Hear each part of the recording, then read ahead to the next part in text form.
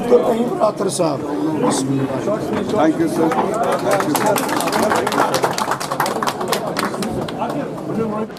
دیکھیے شروعات میں نے پی ڈی پی سے کی.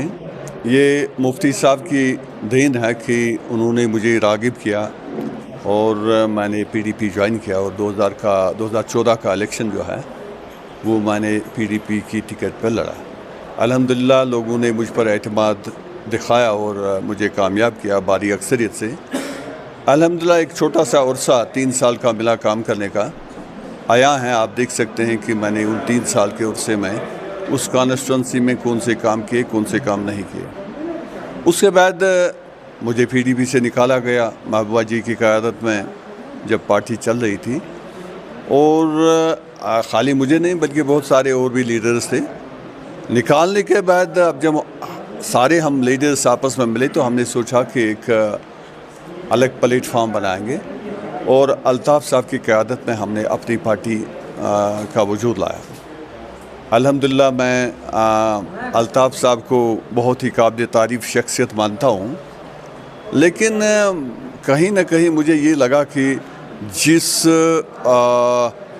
جو ہم نے سمت چنا تھا, جو ہم نے ڈائریکشن متعین کی تھی اس ٹائم کہ پارٹی کو کن لائنز پر چلانا ہے, کیسے جانا ہے اور منزل کیا ہماری ہے, مجھے لگا کہ شاید ہم اس سے کہیں دور جا رہے ہیں. اور بڑی کوششوں کے باوجود میں یہ کہہ دوں گا کہ مجھے لگا کہ اب یہ میرے بس کی بات نہیں ہے. اور جہاں آپ کامیاب نہیں ہو جاتے ہیں وہاں تو پھر یہی ہے کہ آپ ناتا چھوڑ دیتے ہیں. اور میں نے علیحدگی اختیار کی آج سے کوئی 10 یا 15 دن پہلے, جو کہ میں نے آفیشلی بھی پھر میڈیا سے بات کر کے آج سے کوئی 8-10 دن پہلے اناؤنس بھی کیا.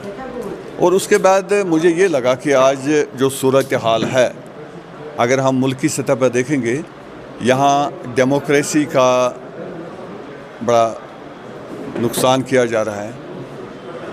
جمہوریت کو ہم بالکل ایک خطرے کی بڑے خطرے کے نزدیک دیکھ رہے ہیں. اور یہاں کے جو انسٹیٹیوشنز ہیں ان انسٹیٹیوشنز کی افادیت بھی ہم دیکھ رہے ہیں کہ وہ بھی کم ہوتے جا رہی ہیں. اور بلکہ یہ ہے کہ ہندوستان کا جو ہمارا کانسٹیٹیوشن ہے, اس کانسٹیٹیوشن پر بھی ہمیں شک پیدا ہونے لگا کہ اس کانسٹیٹیوشن کی حیت کو بدل دیں. اور سب سے بڑی بات یہ ہے کہ یہاں لوگوں میں نفرت پھیلائی جا رہی ہے, ایک مذہب والے کو دوسرے مذہب والے کے ساتھ, اور ریجنز کی بنیاد پر, رنگ کی بنیاد پر, نسل کی بنیاد پر, کون سا ڈریس آپ پہنتے ہیں اس کی بنیاد پر, آپ کیا کھاتے ہیں آپ کیا پیتے ہیں اس کی بنیاد پر ڈویژن کیا جا رہا ہے. تو یہ ہمارے لیے بہت ہی خطرناک ہے اور اس ملک کے لیے بہت ہی تباہ کن ہے.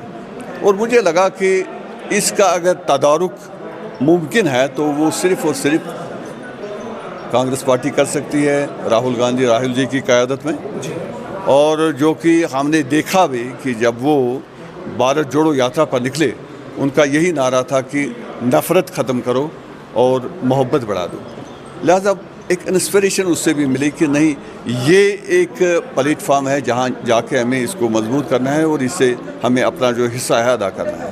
اور اس کے بعد سب سے بڑی بات یہ ہے کہ یہاں کی قیادت, یہاں بڑی 2 ہستیاں, ایک تو ہمارے جی اے میر صاحب جو آل انڈیا کانگریس کے جنرل سیکرٹری ہیں, اور پھر یہاں کی قیادت جو اسٹیٹ کی قیادت ہے وہ جناب کرا صاحب کے پاس آ گئی.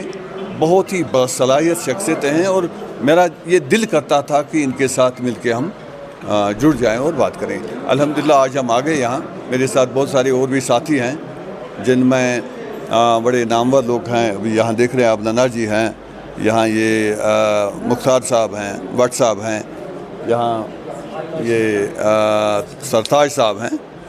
سارے جتنے بھی یہاں آپ دیکھیں گے یہ سارے سرکردہ لوگ ہی آئے ہیں میرے ساتھ. میں ان کا بھی شکریہ ادا کرتا ہوں اور ہماری یہی کوشش ہے سب کی مل جل کے کہ اس قوم جن مشکلات میں ہم ابھی دچار ہیں ان مشکلات سے ہم نکل پائیں اور یہاں امن و امان کا ماحول ہو, یہاں ترقی ہو, یہاں بے روزگاری دور ہو, یہاں لوگوں کی غربت دور ہو.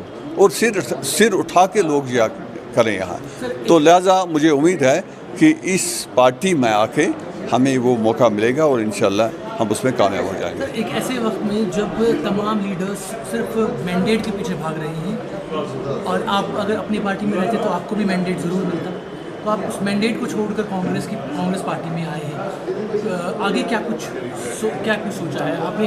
ابھی کرا صاحب نے کہا کہ آپ مینڈیٹ کے لیے یہاں نہیں آئے ہیں. بے شک بالکل. میں نے شروع میں جب ان سے بات کی, کرا صاحب سے بات کی, میں نے میر صاحب سے بات کی, میں نے ان کو بولا کہ mandate is not my priority.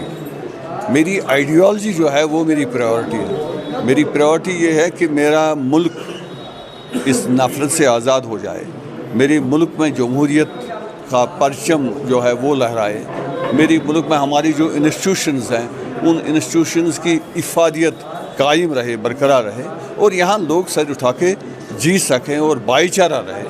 یہ میری پرائیورٹیز ہیں. الیکشن لڑنا, ایم ایل اے بننا, منسٹر بننا, چیف منسٹر بننا, یہ تو بعد کی بات ہے. پہلے ہماری یہ پرائیورٹی ہے کہ اس ملک کو ہم بچائیں.